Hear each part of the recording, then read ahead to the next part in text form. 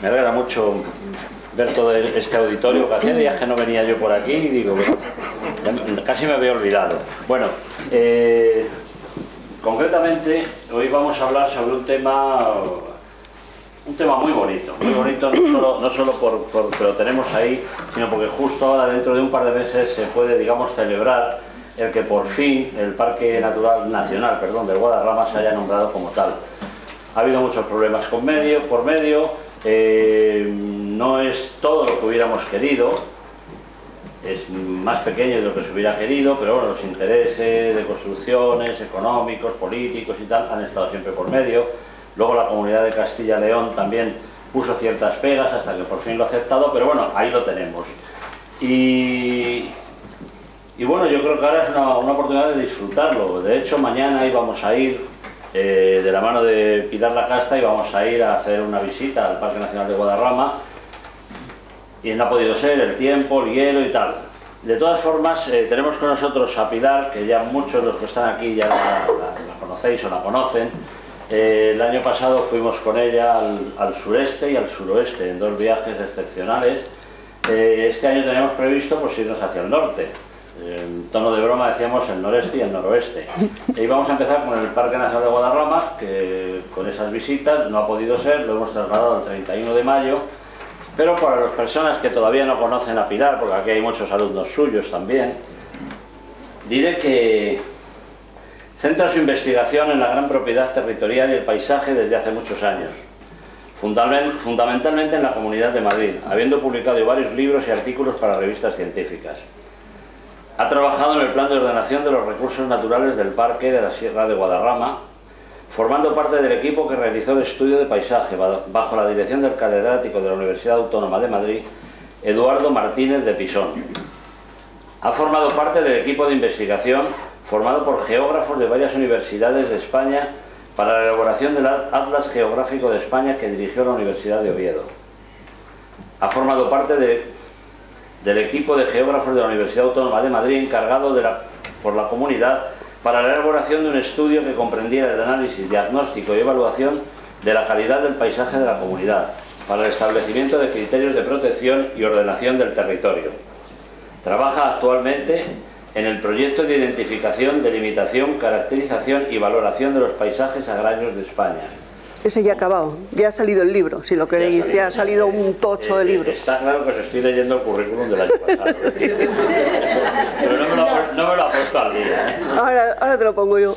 Bueno, formó parte del equipo de arquitectos y arquitectos paisajistas que quedó finalista en el concurso internacional de ideas y proyectos para la integración del Tajo en la ciudad de Toledo, cuyo trabajo consistía en el análisis y valoración de las orillas del Tajo en el término municipal de Toledo y la elaboración de propuestas de restauración y ajardinamiento.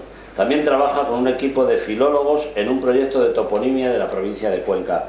Muchas gracias, Pilar, por estar con nosotros y adelante.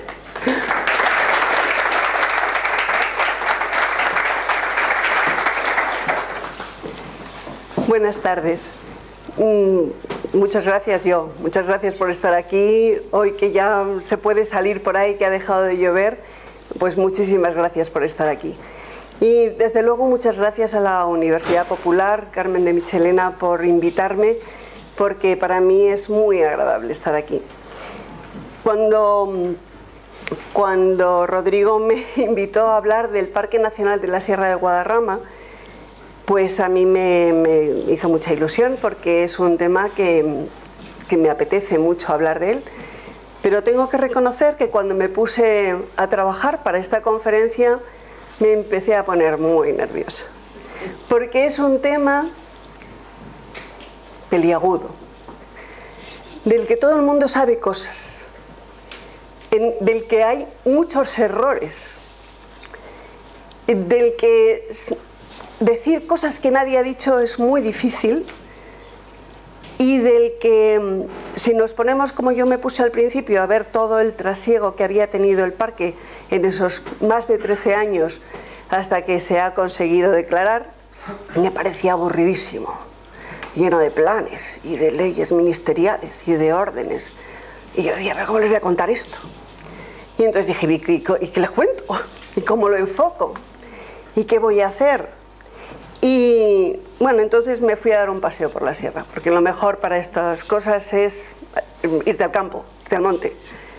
Y entonces me fui a esta excursión, de donde es esta foto, ahí a Peñalara, en un día soleado, un día muy bonito, con nieve todavía.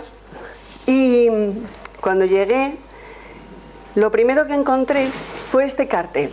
Este cartel está a la entrada del parque. Es un cartel que dice, habla de los anfibios, de que están en peligro. Veis que está un poco desvaído el cartel. Es que tendría que estar mucho más grande y colocado más céntrico. Yo creo que no lo lee nadie. Y dice que tienen un problema con una enfermedad y que podemos ayudar, pues no metiendo las manos en las charcas, no cogiendo renacuajos, no metiendo otras especies que no sean de allí, llevando a los perros atados para que no metan las patas en el agua, etc. Y después, a la entrada, hay un agente forestal que a la gente que va con los perros les va diciendo que no se puede llevar el perro suelto. Y según vas avanzando, subiendo hacia Peñalara, no hay casi ningún perro que vaya atado, casi ninguno. Entonces yo, que tengo con el parque pues una especie de hijo ahí, pues iba diciendo, mira, no sabéis, que ya sabéis que no podéis llevar el perro suelto, en fin. Entonces, bueno, las respuestas fueron muy variadas, casi todas amables, pero me quedé con una que es la que me ha dado pie a llevar esta conferencia por un camino. Aquella fue de unos chicos, un grupo de chicos jóvenes, muy simpáticos y con mucha juerga, que me iban diciendo, pero bueno, la correa, patatín, no sé qué, me los iba encontrando. Y en una de esas veces me dicen, pero señor, si esto es el campo. Y dije yo, ya sé yo lo que tengo que explicar, ya sé yo por dónde tengo que ir. Esto es el campo, como les digo yo, que esto no es un campo cualquiera. Y entonces pensé enfocar la conferencia desde el punto de vista del conocimiento. Del conocimiento en dos vertientes. Una, la del descubrimiento. La del descubrimiento de un lugar para que nos interese cómo se conoce un sitio, para que luego sea tan importante necesitar protegerlo. Y otro punto de vista, el de la información, que necesitamos saber, qué conocimiento tenemos que tener para poder respetar ese lugar que hemos decidido que tiene que ser protegido. Así que os voy a trasladar primero a las montañas, porque en todo ese trasiego de mapas y de PORS y de leyes, yo decía, pero si lo mejor está aquí. Cuando Humboldt, en Cuadernos de la Naturaleza, decía estas cosas, ¿no? En las montañas está la libertad. Las fuentes de la degradación no llegan a las regiones puras del aire. El mundo está bien en aquellos lugares donde el ser humano no alcanza a turbarlo con sus miserias. Y yo decía, claro, es que es esto. Esto es lo que tenemos que tener muy clarito de entrada. Esto es que tiene que estar ahí.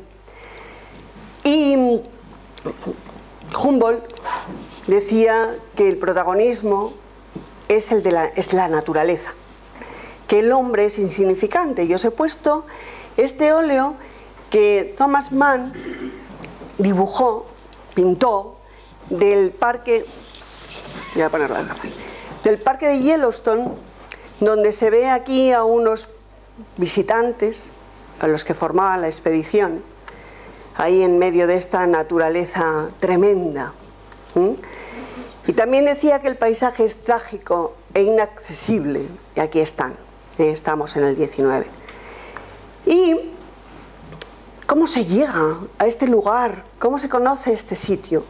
Entonces yo os voy a remontar a Yellowstone, porque es el primero, y de ahí viene que tengamos que proteger, y de ahí viene Guadarrama, y de ahí viene todo esto.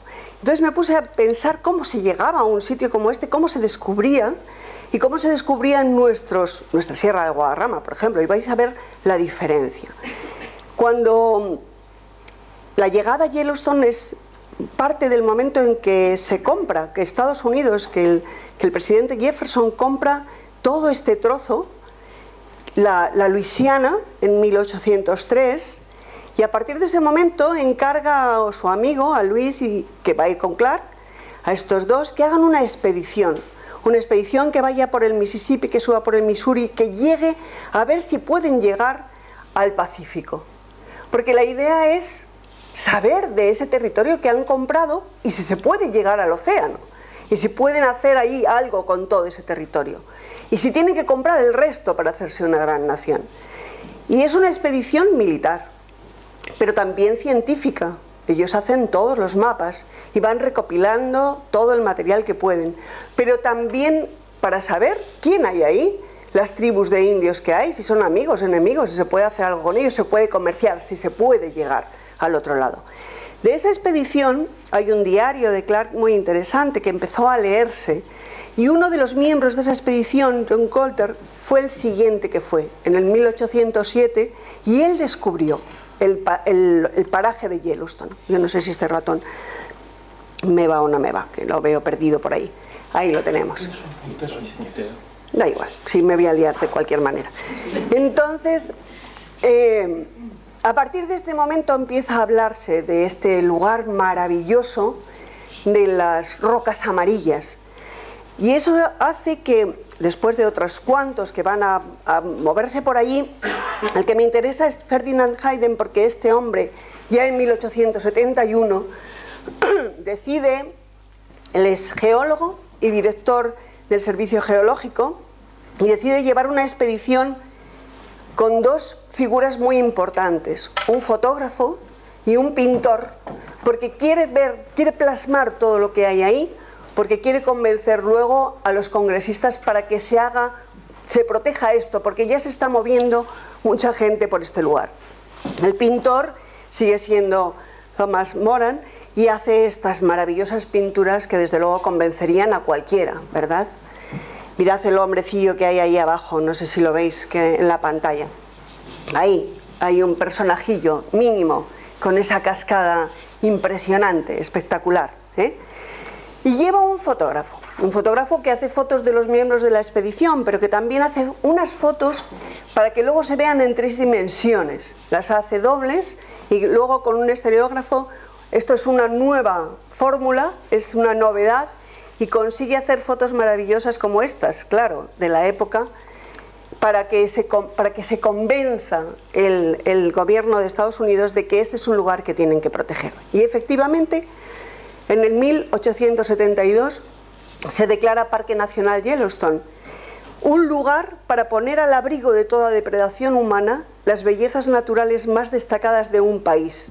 Y ahora viene otra parte que he dejado de subrayar, porque esta me interesaba más, pero la otra quiero que os deis cuenta de lo que dice. Para favorecer, mediante la vida en la naturaleza, la educación, el esparcimiento y el entretenimiento del pueblo.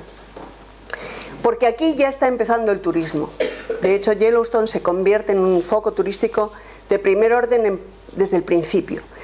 Hay una cuestión importante que la he apuntado abajo para que no se me olvide decirla, y es que son más de 900.000 hectáreas, sí, 900 he puesto aquí, 900 hectáreas de terreno, todo ello propiedad pública. Eso es muy importante, porque cuando esto lo queremos hacer en España, vamos a tener problemas con la propiedad. Cuando este hombre, Pedro Pidal y Bernaldo de Quirós, visita Yellowstone y visita Yosemite, que también no le han hecho todavía protección de la naturaleza, pero ya lo han descubierto, él viene inflamado, quiere salvaguardar nuestros grandes paisajes y también protegerlos, ¿no? Todo lo que tenga un valor excepcional. Y entonces empieza a abogar porque se protejan, y al final, con la ley de 1916, se protegen los 2 primeros parques nacionales de España, que son Covadonga y unos meses después Ordesa. ¿Y cómo se descubren estos sitios? ¿Qué lugares son estos?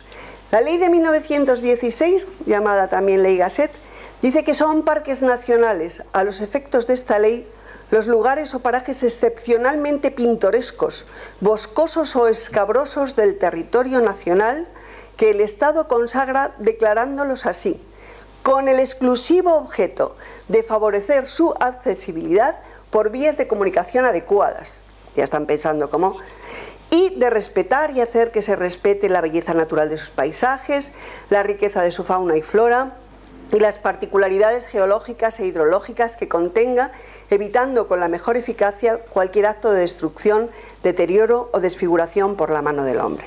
Ya veis que son tres partes distintas que las he señalado ahí, porque hay una parte, esto es bonito, esto vamos a verlo, y esto, cuidadito con no destrozarlo. ¿Qué se conoce? Yo voy a hablar más de Ordesa porque mi familia es aragonesa por parte de padre y claro, pues no lo he podido evitar. Estos son mis paisajes de la infancia. ¿Qué se conoce de Ordesa cuando se decide declararse parque nacional?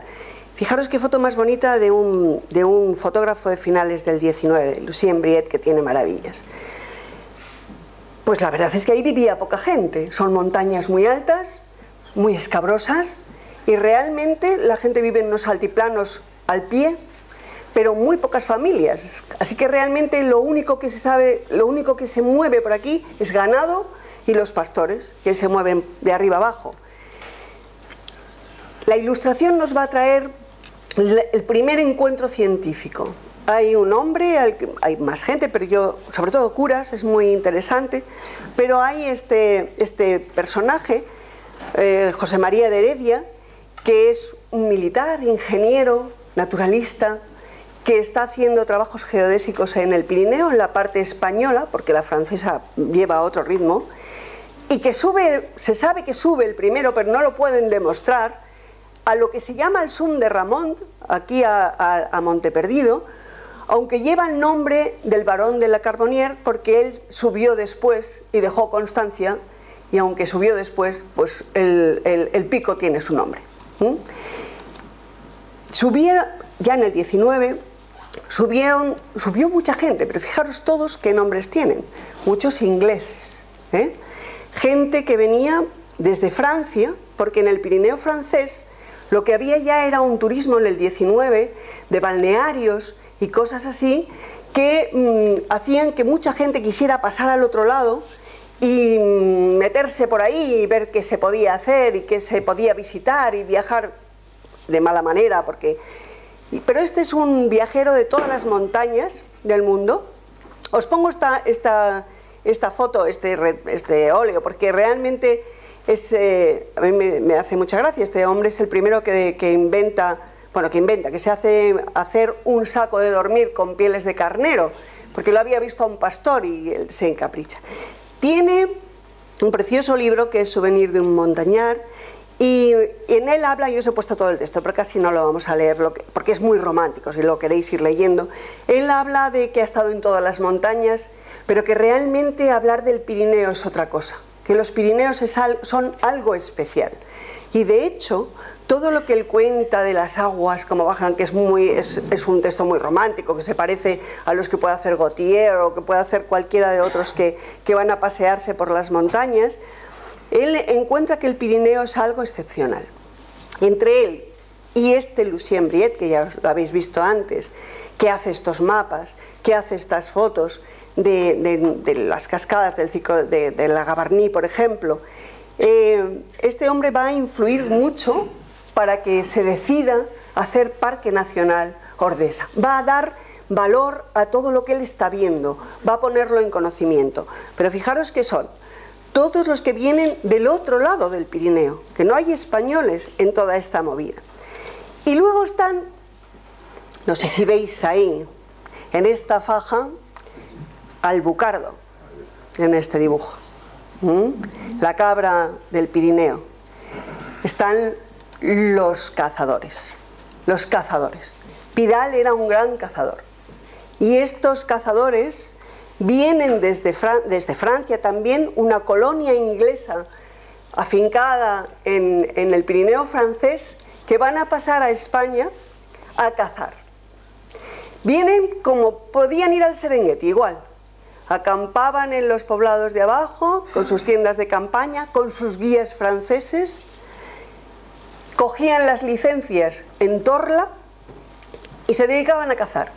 Y es curioso porque os he puesto dos de ellos, a Buxton porque este hombre es el que ha puesto las clavijas, si alguno habéis subido al Pirineo, las clavijas del Cotatuero son de él encargó un herrero, al herrero de Torla, que pusiera esto porque así llegaba antes al otro lado para poder cazar más deprisa. Y al otro a Brooke porque este hombre tuvo unas licencias de caza continuadas y a él se le achaca, entre otras cosas, que el bucardo haya desaparecido del Pirineo porque cazó sin tino. Sí, pero curiosamente, estos dos personajes y otros que vinieron como ellos eran miembros del National Trust, de los conservadores del paisaje y de los monumentos más interesantes en Inglaterra. Pero luego cazaban nuestras cabras sin sentido. Bueno, no estaba reñido, ¿eh? Ser cazador y ser conservacionista es algo que está, lo digo porque además os vais haciendo una idea de los problemas que tiene el parque ahora. Esto va muy unido, pero muy unido. Ay, que voy al revés. Uy, ¿y ahora qué he hecho? Pues no sé. Porque porque habré dado por aquí. A ver, ya. Bueno, pues llegamos al Guadarrama. ¿Y la Sierra de Guadarrama? ¿Cómo se conoce la Sierra de Guadarrama? ¿Quién la pone en valor para que... Ya tenéis ahí la Institución Libre de Enseñanza en la cabeza, pero yo me voy a remontar un poquito más atrás. La Sierra de Guadarrama, os he sacado esta foto que además es una foto hecha desde el avión cuando iba yo a un viaje a Galicia. Sabéis que ahora uno de los problemas es que se va a poder sobrevolar la sierra a 300 metros de altitud. De manera, ahora está prohibido, en uno de los proyectos tenía que ser a 5.000, pero luego hablaremos de eso y veis qué fotos se pueden hacer desde la altitud a la que está este avión pasando. Luego os pondré otra que se ve todavía mejor. Es una sierra que divide en dos, que está partiendo la meseta norte, esta es la meseta norte, Segovia, y la meseta sur. Es una sierra que ha servido de frontera en todo el periodo en que los cristianos están avanzando y están queriendo expulsar a los musulmanes hacia el sur. Es en esto que llaman reconquista, pero que ahora ya no, etc. Entonces, es una sierra que se queda vacía durante todo ese tiempo, durante siglos. Pero luego, es una sierra que, si os fijáis, tiene unas cumbres muy aplanadas, muy aplanadas. En el momento en que los cristianos se adueñan de todo esto, la repoblación se hace por parte de los segovianos, que llegan también al otro lado de la sierra, que se adueñan de todo este territorio, que colonizan este territorio. Y son ganaderos, fundamentalmente ganaderos. Y a partir del año 1270 y tantos, la Mesta empieza a funcionar ya a lo grande. De tal manera que esta sierra hay que considerarla con una carga ganadera de miles de cabezas de ganado pasando por ahí, pisando hierba, comiendo hierba y acabando con los árboles, porque los ganaderos de la Mesta prenden fuego una vez que han pasado para que al año que viene salgan brotes nuevos y la hierba esté muy fresca. Entonces hay que pensar que esto ha sufrido su arbolado, que luego veremos que tiene mucho sentido, en muchos sentidos además, pues tiene toda esta situación. Se conocía por los reyes. Ya Alfonso XI hace este excelente libro de la Montería, que yo os he puesto aquí un texto porque me parece precioso, ¿no? Los altarejos están en la Pedriza.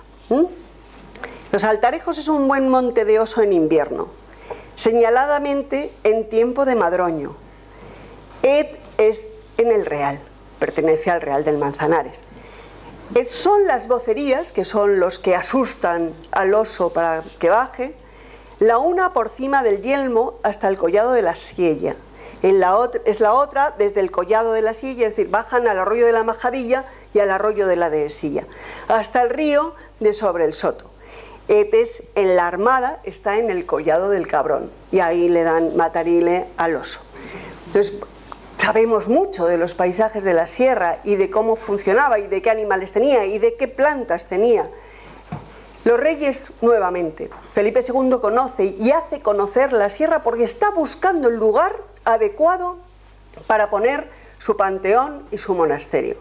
Y buscan, por muchas razones, un lugar muy especial y se asesora por mucha gente, pero lo que buscan fundamentalmente es agua, que el agua en el lugar que tenga que ser, esté. Y ahí encuentran una fuente que no se seca, una fuente que es viciosa, que el lugar es vicioso.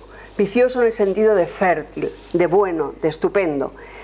Y los reyes conocen la Fuenfría porque hacen el camino que va a la granja de Balsaín. Se construye en esta casa para poder pasar allí el tiempo y no tener que hacer todo el camino a la vez. Y como luego Carlos III cambia la ruta y la pasa por Navacerrada, esta casa se abandona. Y también los reyes, que les gusta la caza y la ven muy bien, compran en 1761 los pinares de Balsaín.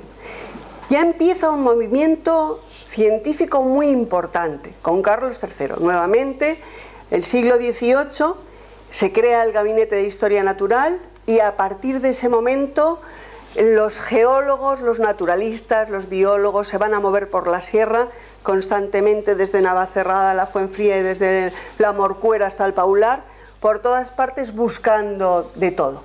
O sea que tenemos ahí muy vivida la sierra. No es como el Pirineo ni desde luego como Yellowstone. Se abren nuevas rutas.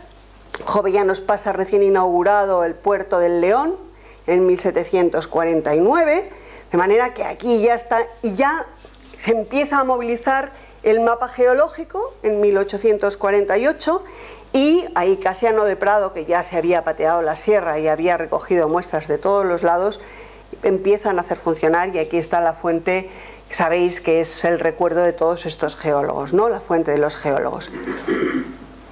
Tenemos nuestros fotógrafos, Jean Laurent, que hace magníficas fotos, es el fotógrafo de la reina entre el 61 y hasta la gloriosa, hasta el 68, y hace esta foto preciosa del Escorial, que he robado de un libro de mis compañeros. Yo esta conferencia, la verdad es que me gustaría que fuera un poco un homenaje a todos mis colegas, porque hay tanta gente que ha trabajado sobre la Sierra de Guadarrama,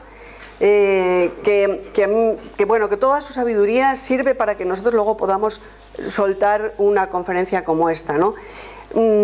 Esta es de un libro que se hizo sobre la Sierra de Guadarrama, dirigido por Nicolás Ortega y por Eduardo Martínez de Pisón, pero en fin, hay muchas tesis y de gente que conozco y de gente que no conozco, y me gustaría que aquí estuvieran presentes todos, porque esto no hubiera sido posible sin ellos. Este mismo Lucien hizo estas maravillosas vistas de los montes de estos, la Boca del Asno, aguas abajo y aguas arriba. Es decir, teníamos ahí maravillas. Y luego pues pintores, ¿no? Estos ya los conocéis, yo no me voy a entretener con ello. Y llegamos a la Institución Libre de Enseñanza, porque hasta este momento había ciencia, había búsqueda, había viajeros, pero lo que hace la Institución Libre de Enseñanza es mostrar todo eso, es darle un valor que no había tenido hasta ese momento y darle una emoción diferente.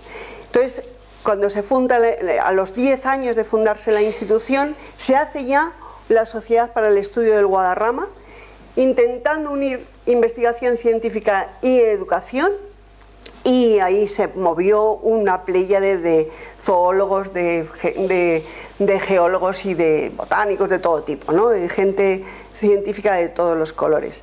Pero también ellos hicieron vivida la sierra desde el punto de vista del excursionismo. Eso es muy importante. Hacer que todo el mundo, hacer que quisieran conocer la sierra, porque esa era la manera de conocer la naturaleza y de procurar, ellos decían, tener un país mejor, una sociedad mejor. Eso era muy importante.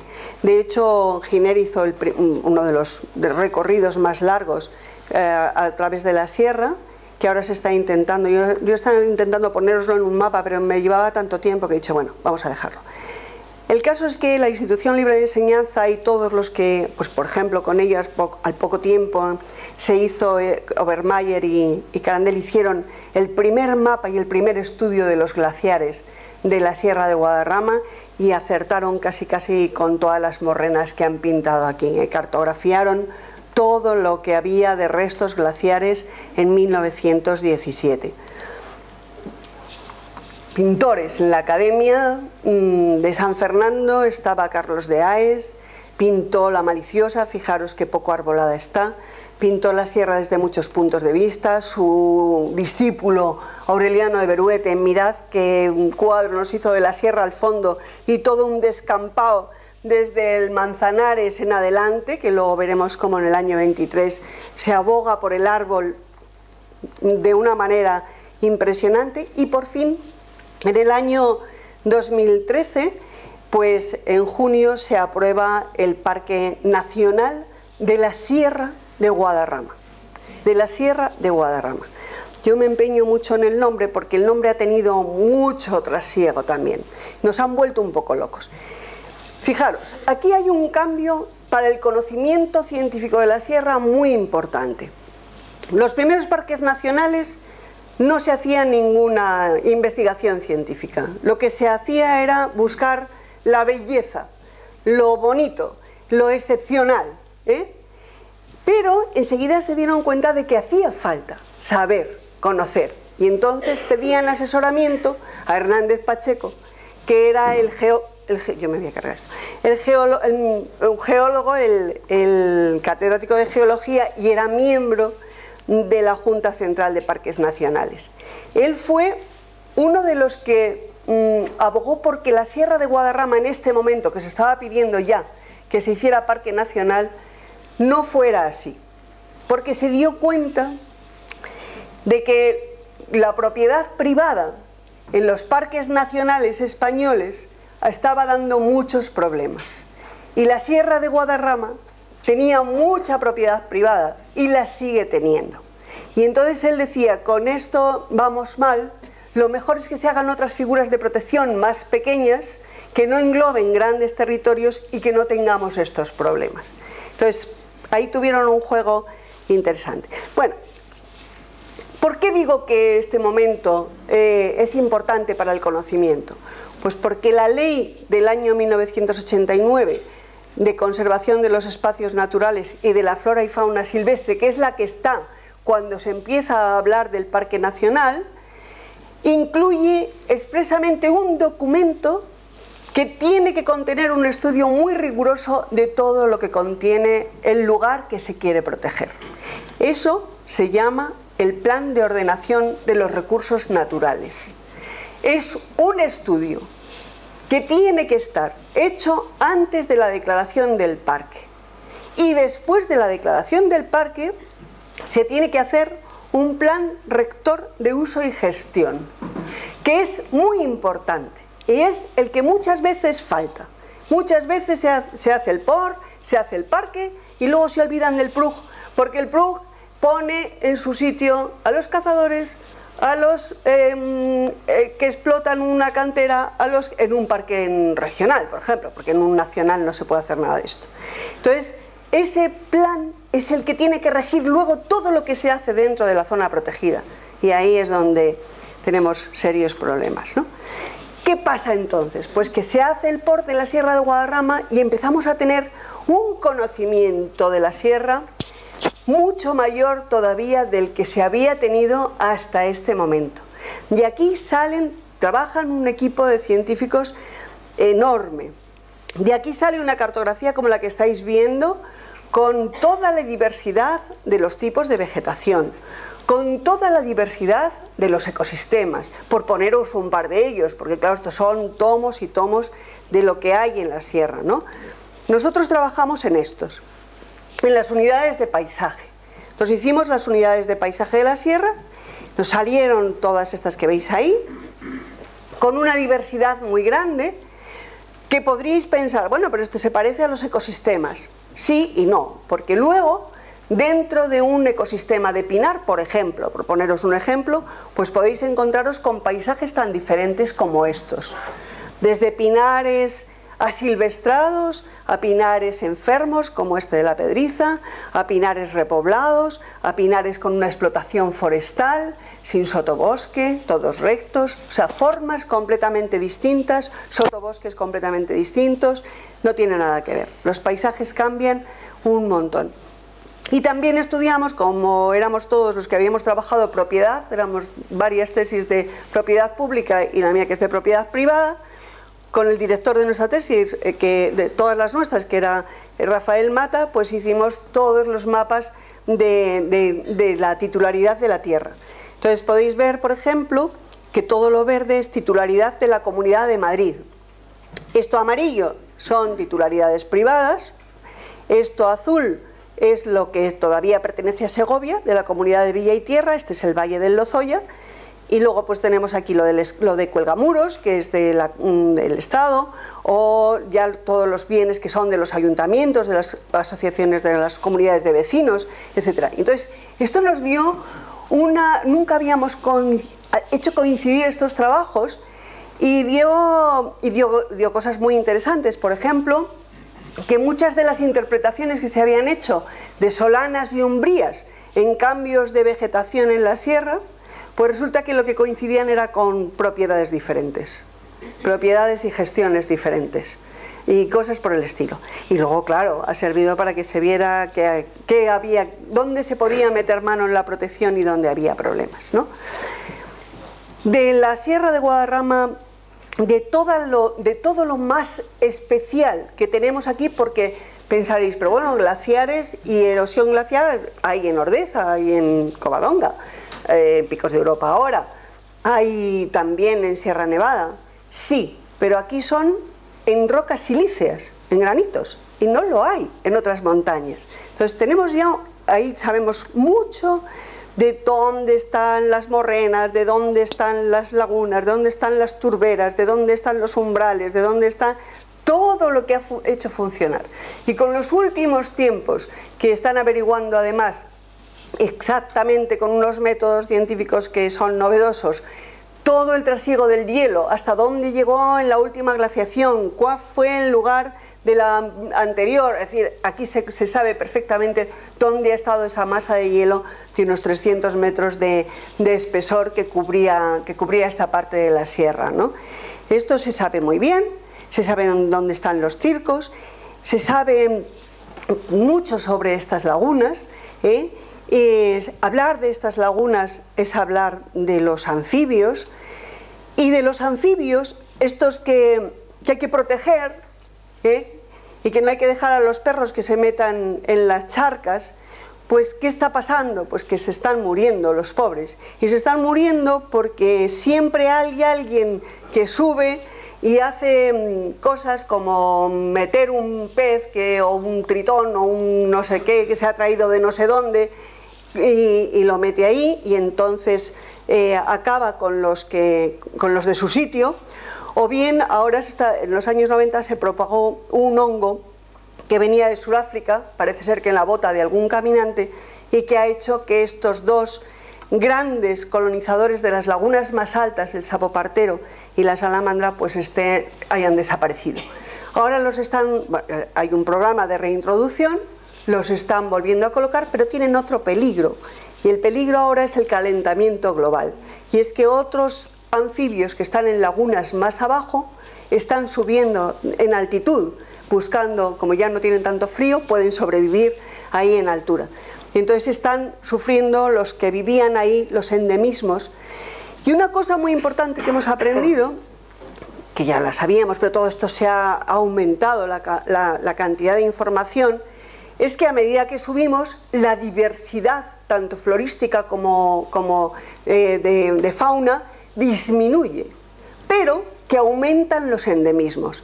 A partir de las líneas de cumbres, lo que quedan ahí son gente que no puede vivir en otro sitio, especies vegetales y especies animales que ya están ahí, y si se les saca de ahí, se acabó, y hay muchas.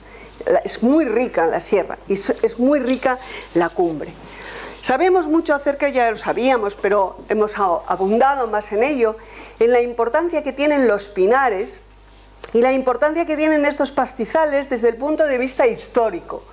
Este es el pinar de los belgas, y estos pastizales son los restos de cuando Segovia tenía estos lugares, y ahí queda su derecho de pasto, porque cuando estos pinares se los quita el rey, se los regala y luego se los medio vende al monasterio del Paular, los ciudadanos, la ciudad de Villa y Tierra de Segovia, puede seguir pastando aquí, pero cuando en el 19 se desamortizan estas tierras y se venden y la Sociedad Belga de Pinares las compra, tiene que seguir manteniendo todos estos pastizales para los segovianos. Y las vacas que veis por ahí, pues seguramente serán segovianas. Y sabemos que en estos pinares es donde se mueven dos grandes aves, el águila imperial ibérica y el buitre negro. Esta foto la he sacado de internet, pero es que es una maravilla, no me digáis que no, es que no puedo citar quién la ha hecho porque no lo ponía, pero es que es una preciosidad. Los nidos del buitre negro y del águila están en estos altos pinos, estos grandes árboles, ¿no? Este bicho de esa envergadura de casi 3 metros nidifica en nuestra sierra de Guadarrama. Luego veremos cómo, más tarde, hablamos de ella. Y en estas altas cumbres, pues tenemos en estos pinares también la mariposa que descubrió Grael en la zona del Escorial, Graelsia, y tenemos otras, la Apolo, por ejemplo, y toda una serie que comen de los piornos, que comen de las hojas de los pinos, etc. Y ahí tenéis una foto del ventorrillo y de un entomólogo famoso que vino a un congreso en el año 35. De manera que, pero lo que más sabemos y lo que más importante nos parecía era que las cumbres y los valles forman una unidad, que está totalmente relacionado, que hay que defenderlo completamente. Eso es muy importante. Por los ecosistemas, los lobos, sabéis que tenemos ahora una camada ahí de lobo en la zona del Parque Nacional, porque se comen a los ¿cómo se llaman estos? No son ciervos estos, los corzos, que bajan, donde se esconden ahí mucho es en la zona del valle, ahí entre los espinos albares. Sabemos que desde la parte alta de los pastos de altura hasta los prados del valle, todo eso está funcionando en un conjunto, desde el punto de vista de los ecosistemas y desde el punto de vista de la historia, porque estos valles desde la repoblación cristiana se organizaron y han seguido así, teniendo en la zona baja, en la zona de los valles, la zona del regadío como una economía autárquica que era. A media ladera ahora son prados, pero entonces eran todas las huertas. A media ladera las tierras centeneras, después en los robledales las leñas y los pastos, y más arriba los pastos de altura. Cuando se secaban los pastos de abajo había que subir arriba. Por eso separar todo esto es imposible, es nefasto sobre todo, porque todo está unido, Ahí se hicieron unas cuantas repoblaciones y esto lo reflejó muy bien Meliá en esta foto que hizo en el año 1919 con el monasterio en el valle y Peñalara detrás, arriba, porque ahí abajo también están todos estos lugares que son emblemáticos, ¿no? Y ayer mi amiga Aurora, que hizo esta foto el año pasado que estuvimos en el Serengeti, y le dije, ¿puedo utilizar una foto tuya? Porque a mí no me salieron así ni de coña. Ella es una maravillosa fotógrafa y yo no. Y entonces dice, ¿vas a poner una foto del Serengeti en una conferencia de Peñalar del Parque Nacional de Guadarrama? Digo, sí, porque ahí se han encontrado, porque yo me imagino así, todavía no nos han dicho los paleontólogos cómo podía ser este paisaje, pero no es difícil de imaginarlo, porque al lado, en el Calvero de la Higuera, donde se ha encontrado este diente de una niña de neandertal de 2 años, se encontró mucho hueso de hienas, un cubil de hienas pensaban que era, y a su lado huesos de leones, y a su lado huesos de rinocerontes y huesos de hipopótamos, con lo cual pues podríamos imaginarnos el Valle del Lozoya entre una glaciación y otra, en un momento más cálido, que podríamos tener un paisaje que se podría parecer al Serengeti actual. Muchas herbáceas, algunos árboles y los neandertales mirando desde un poquito más arriba a ver dónde estaba toda aquella gente para cazarla. Entonces me gustaba mucho poneros esta foto. Sabemos mucho y sabíamos ya, pero cada vez más, de los bosques singulares como los abedulares que tenemos aquí. Este abedular que no está en el parque. Sabemos mucho de los árboles singulares como este enorme alcornoque que hay en la Sierra de los Porrones.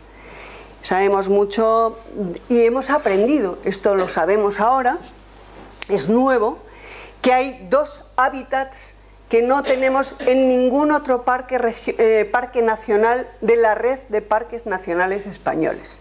Estos solo están en el Parque Nacional de la Sierra de Guadarrama. Este que han venido a llamar matorrales arborescentes de Juniperus, que son enebros fundamentalmente de varias especies de porte arbóreo, que los hay por Becerril de la Sierra y los hay por Manzanares el Real, y estos otros, que son zonas de turberas, con esta plantita que es la que le da nombre, y con una serie de plantas como estas droseras, estas plantas carnívoras que tenéis aquí, a esta que se está comiendo un montón de moscas.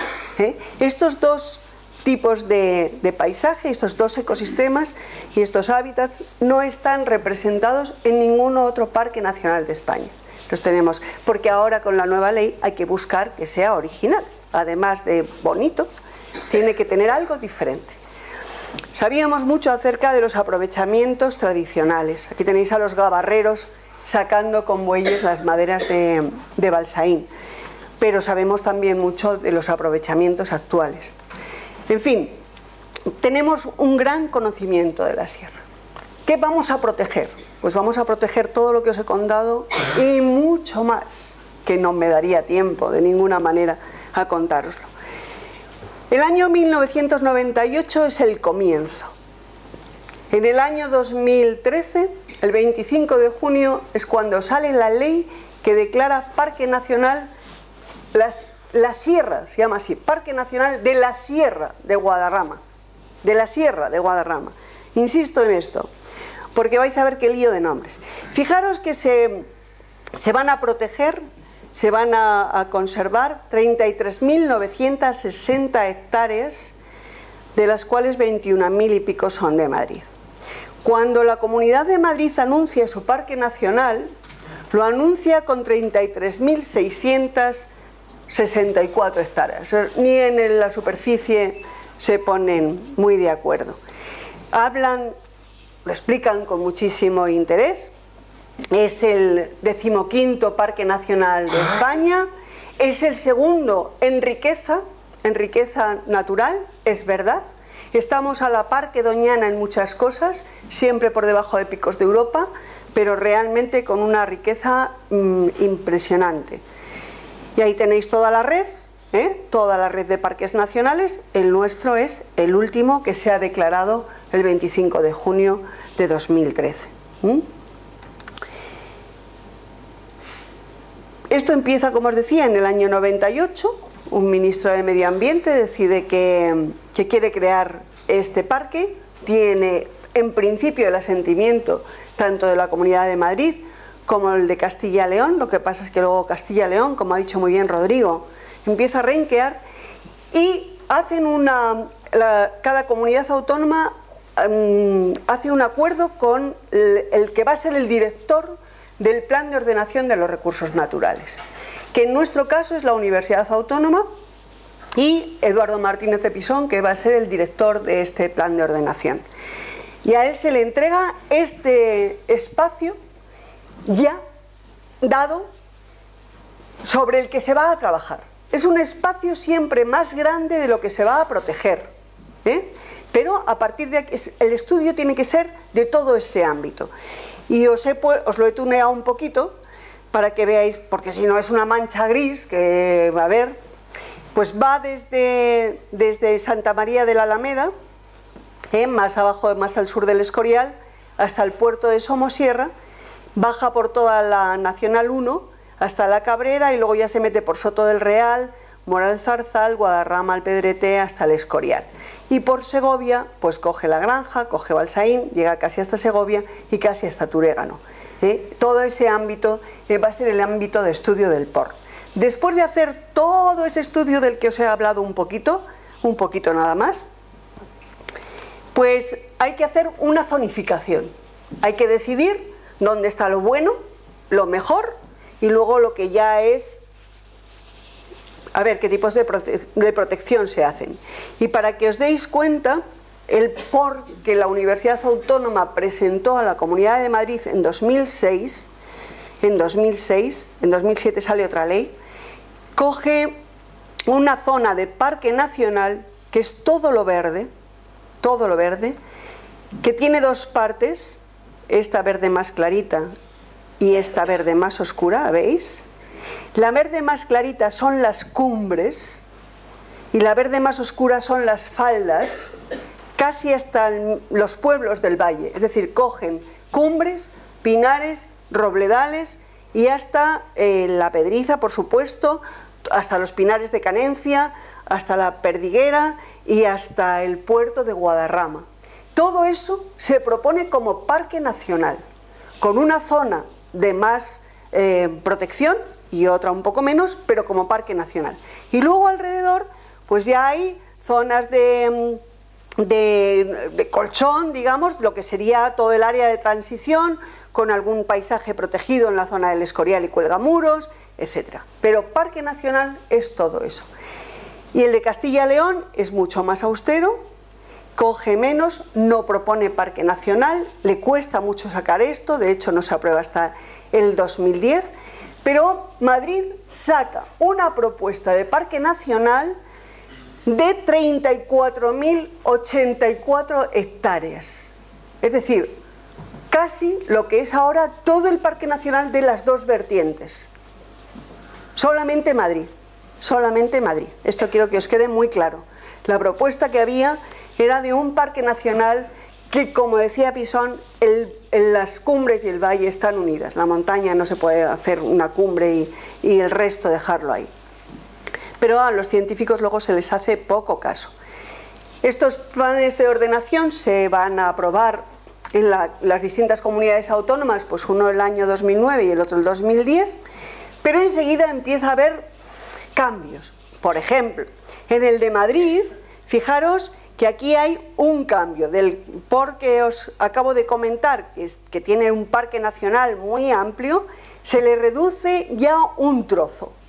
Todo el de parte de los pinares y desde luego los robledales, y luego se le añade un trozo que, claro, habíamos pedido tanto que este trozo estuviera, porque aquí está toda la esencia del Piedemonte, porque en este POR se quedaba fuera una parte muy importante que había que proteger. El Piedemonte, tanto en Segovia como en Madrid, sobre todo en la zona del Escorial, lo que eran las grandes fincas que formaban el espacio que la corona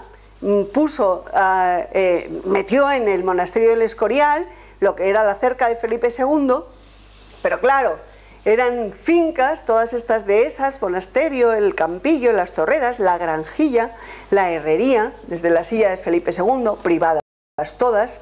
Imaginaros lo que es tener un fincón como este, lindando con el Parque Nacional, en zona de transición, vamos, que te ponen en casa. Y si la presidenta de la comunidad es la dueña de una de ellas, ya para qué más. Bueno, no quiero meterme con nadie, que solo quiero hablar de las montañas. Entonces, empezaron todo este tipo de historia. Por eso se había pedido, se metió. Pero ya veis que en el de junio de 2010 ya no está otra vez. Este ya es todo el Parque Nacional, ¿eh? Aquí tenéis la línea divisoria de la cumbre hacia el lado segoviano y hacia el lado madrileño. Esta es la parte de la Peñota Peña del Arcipreste. Esto en 2011 desaparece del parque. La Peña del Arcipreste, monumento natural de interés nacional desde 1930, cuando Hernández Pacheco decía no, parque nacional no, que pero vamos a hacer esto que es maravilloso. Vale, fuera. El parque nacional se queda en 2011 así. Esta es la zona del parque y esta es la zona de periférica de protección, porque en medio ha habido una ley que ha cambiado un poco las cosas y ya no se va a hacer zona de parque regional, zona de parque nacional, No, a ver, ahora ya colchón y parque. Y el nombre se aprueba con Parque Nacional de las Cumbres de la Sierra de Guadarrama. Ya tenemos una variedad, claro, porque se ha quedado en las cumbres. Ahora me doy cuenta de que no se ha metido una foto que la puso Rodrigo en el anuncio, en lo de la excursión, que era la sierra desde el aire nevada, en una foto de Google, y está muy bien, porque es justo el parque. Es que os la iba a haber puesto aquí, luego ya, como he ido poniendo y quitando cosas, la he quitado. Pero es que es tal cual, nevada, lo que son las cumbres, ¿no? Se ha quedado ahí, pero claro, este nombre no iba bien.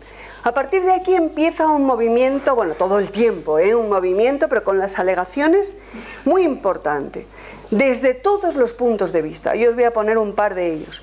Desde Ecologistas en Acción, que ve horrible lo que se está haciendo, y tiene mucha razón, desde mi punto de vista, porque no se protege suficientemente, porque había ya más protección antes de lo que se va a proteger ahora, porque se quedan fuera cosas y porque no se asegura el bienestar de lo que hay, y porque sobre todo hay un montón de proyectos de urbanización, mientras se declara, no se declara, ahí todo el mundo se va a poner a hacer casas.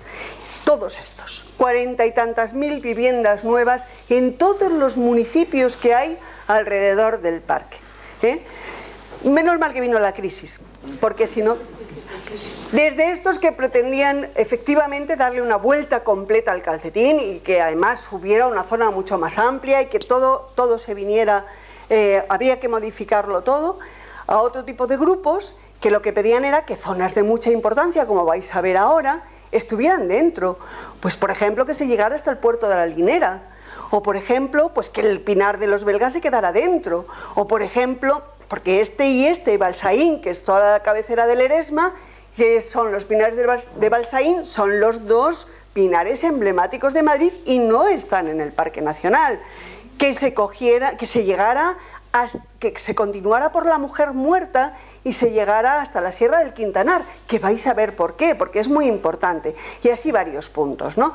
De manera que hubo peticiones de todos los tipos, pero por el otro lado estaban los cazadores, que no querían este parque porque no se les permitía cazar, y por otro lado estaban los que querían urbanizar, y los del Escorial y la cerca de Felipe II montaron un Cristo muy considerable. Finalmente, nada de esto tuvo ninguna aceptación, el parque se quedó tal cual lo veis ahí, el mismo de antes, pero con el nombre cambiado. Ya es el Parque Nacional de la Sierra de Guadarrama, no de las cumbres, sino de la sierra. Por eso yo me empeño mucho, porque ahí nos han hecho un lío.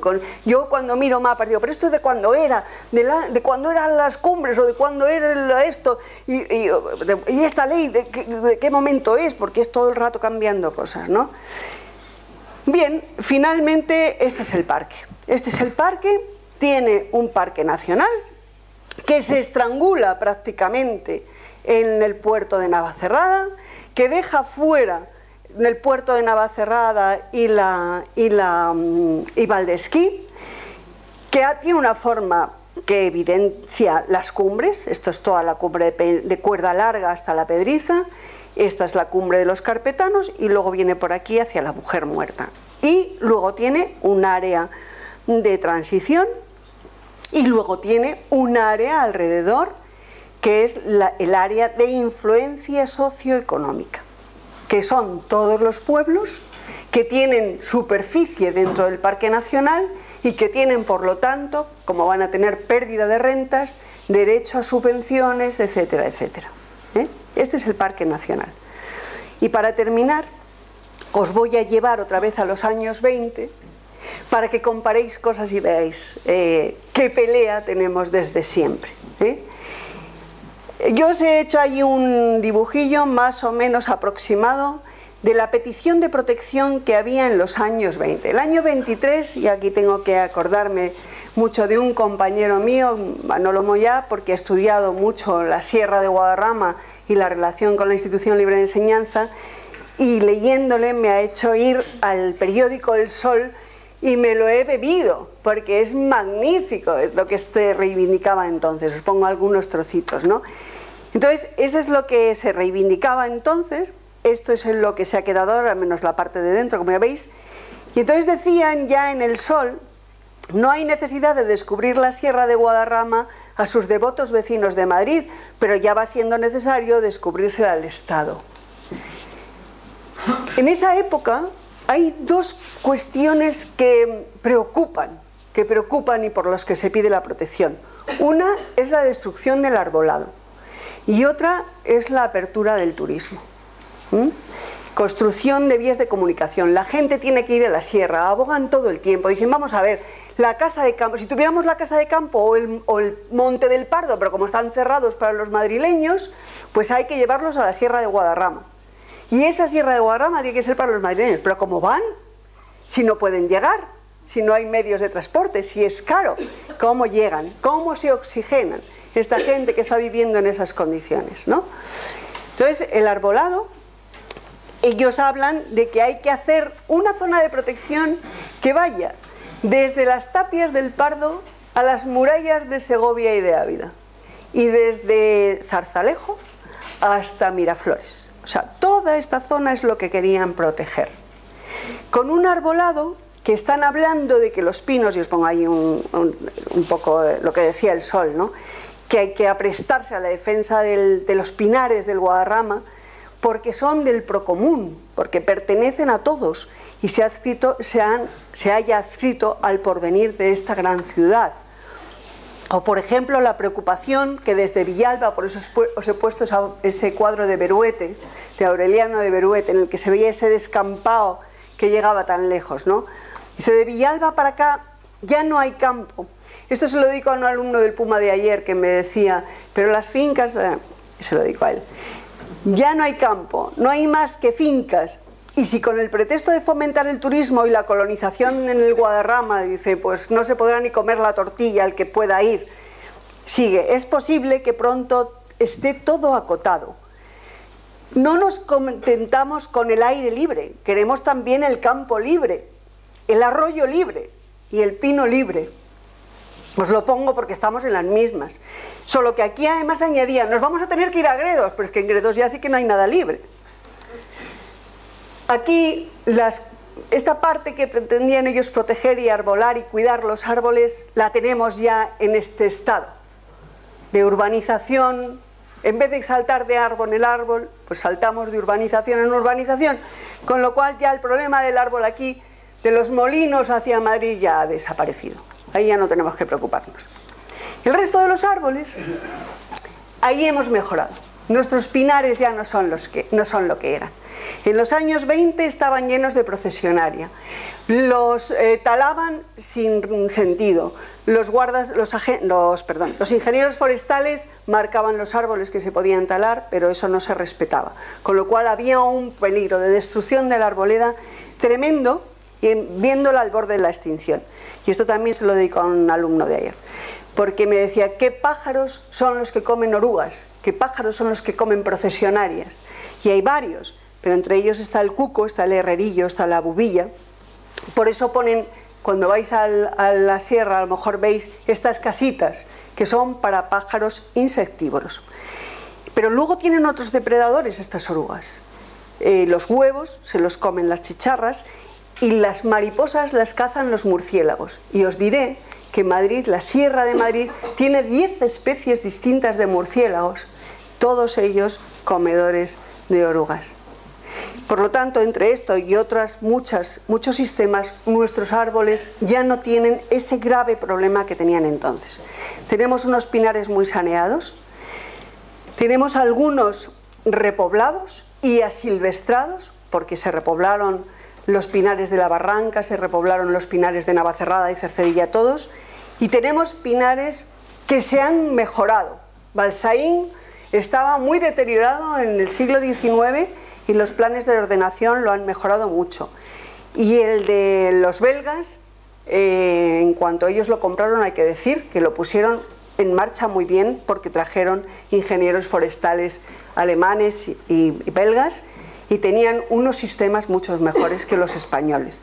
Entonces estos pinares ahora mismo están en un estado magnífico, capaces de alojar estas dos grandes rapaces, pero os voy a dar un disgusto. Os he hecho este mapa. Mirad, estos son el águila imperial ibérica no la tenemos anidando en la zona madrileña, está en la zona del otro lado de la sierra, de Castilla y León. Hay un plan de recuperación del águila imperial ibérica y hay 3 puntos fundamentales para su recuperación. Mirad dónde hay uno, son los azules, en la Sierra del Quintanar. ¿Os acordáis que se pedía que se siguiera la Sierra del Quintanar? Pero no, se ha seguido. Otro, los Pinares de Balsaín. ¿Os acordáis que se pedía que estuvieran dentro los Pinares de Balsaín? Pues no están. Y otro en el Pirón, que sí, ese parte del Pinar está en el Parque Nacional. Y lo que nosotros sí tenemos es la mayor cantidad de nidos de buitre negro. Porque tenemos en la zona del Pinar de los Belgas, justo en la bajada de Peñalara, tenemos la zona con más cantidad de nidos. Porque hay una cepa, una zona especial de protección para las aves. Y ahí es donde se concentra el mayor número de nidos. Luego hay otros en Navafría, hay otros en La Granja y hay otros en el Espinar, en la Mujer Muerta, y estos siguen. Pero lo importante es el que no entra dentro del Parque Nacional tampoco. Así que por eso os digo, ¿por qué no entran estos pinares, ni Balsaín ni La Granja? Pues porque hay una explotación forestal. Y dentro de un parque nacional no puede haber explotaciones forestales. ¿Se podría haber? Creemos que sí, porque algo se habla en la ley de que si el tratamiento es tradicional y no sé cuántos, no sé qué, pues entonces, aunque no puede ser con fines comerciales, pero realmente podrían allí, haciendo un poco de esfuerzo, o si no, pues haber comprado en la finca. Es una finca privada, se compra, ya está. No se puede hacer esto. Aun haciendo esto, el número de nidos de buitre ha aumentado en todos estos años. Pero sí se va a poder hacer esto. Ir de distintas maneras, hacer unas casitas porque claro, el turismo necesita hacer unas carreteritas para hacer unas cositas para el turismo. Esto no hay problema. El plan no dice que no se pueda hacer. Dice que el PRUG decidirá qué se puede y qué no se puede hacer. Con lo cual tenemos un serio peligro de que nuestros buitres negros de aquí emigren a otro lugar. Y el turismo es lo último. Pero fijaros, ya en el año 1898, ya se hablaba de que la conservación de la naturaleza está muy bien, que es un valor en sí mismo, pero que tiene componentes económicos importantes, que se desprenden del papel que los parques nacionales pueden llegar a jugar, que ya Pidal lo había visto en Yellowstone, y que además hay estas ideas regeneracionistas, etcétera, etcétera, que había que vigorizar un país en crisis tras la guerra del 1898, y que el excursionismo y el estudio podrían propiciar esto. Así que en el año 23 se hace el primer ferrocarril a la sierra, y ya termino diciéndoos, poco más o menos, vamos a ir terminando, diciéndoos que este ferrocarril empezó a llevar masivamente a gente, y que ahora nuestro problema son, entre otros, desde el punto de vista del turismo, pero yo creo que el fundamental es el de las estaciones de esquí. Y para terminar os diré que hay 3 estaciones de esquí, de las cuales una ya no está. Esta es Valcotos, Valdesquí y Navacerrada.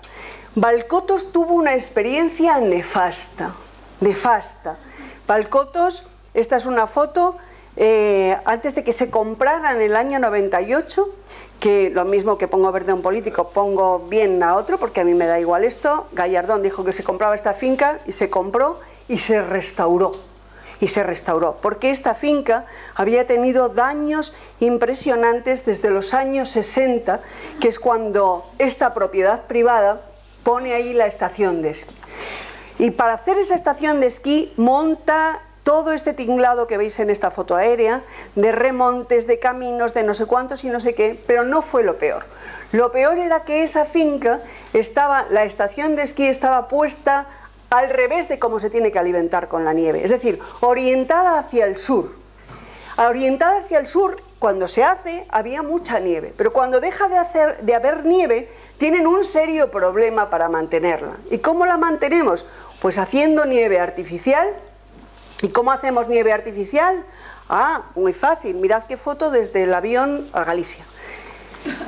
Muy bien, pues nos venimos aquí, esto es el puerto de Cotos, esta es la estación de esquí, tenemos una laguna aquí arriba, la Laguna Chica, y además la represamos, total, esto tiene una antigüedad de 11.000 años, tampoco es tanto, y bueno, que no va a haber más glaciares, bueno, pero ¿qué le vamos a hacer, no?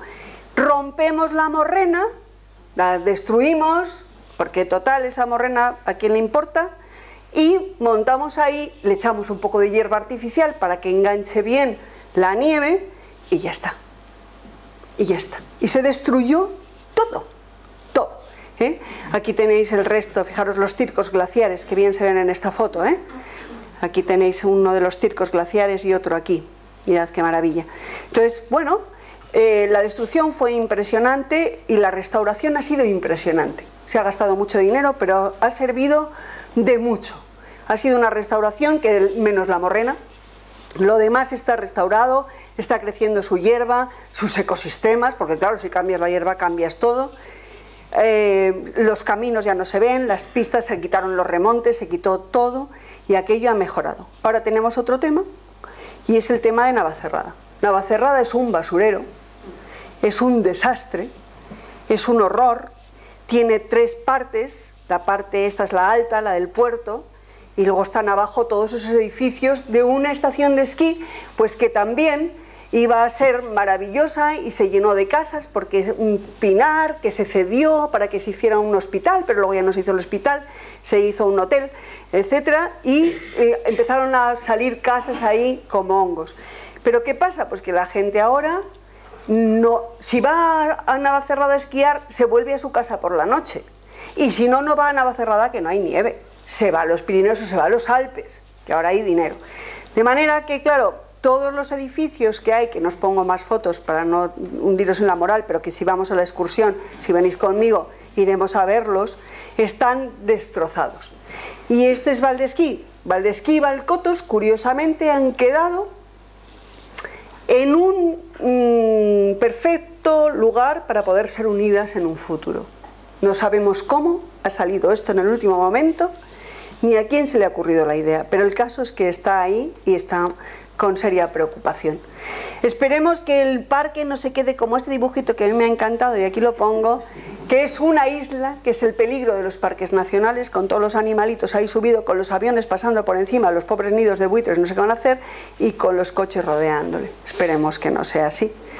Así que os doy las gracias por escucharme. Y todas las preguntas que queráis.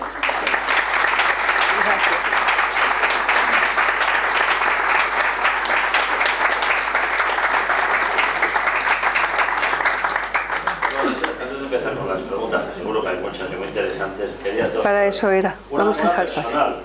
Yo, hace 47 años, empecé a subir a la Sierra del Guadarrama. Nuestro lema es: deja en la montaña como te gustaría encontrarla. Ya entonces se peleaba y se luchaba por esto, y bueno, ahora me siento muy contento de que, no del todo, pero se haya conseguido. El otro tema es decir que la esencia de la Universidad Popular, de nuestra Universidad Popular, por si alguien no lo sabe, nace precisamente en la Sierra del Guadarrama, con la mentalidad de Giner de los Ríos y su proyecto de llevar la cultura al aire libre. Gracias. Gracias a vosotros.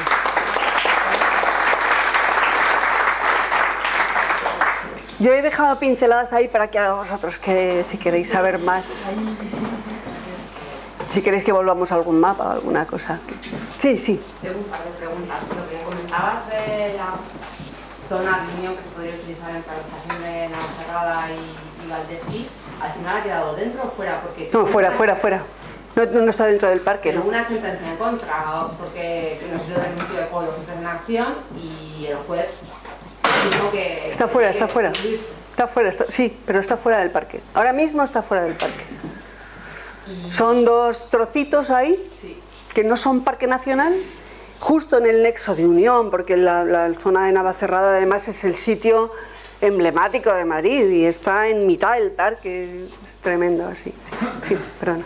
Y la otra cosa que también de la que se habló mucho en la creación del parque es que había sido el único parque nacional que se había creado sin dotación económica. Sí. Entonces, esto sigue siendo verdad. Bueno, eso sí, sí. ¿O hay una inyección de dinero? No, verás, peor. Eso sí que es peligrosísimo.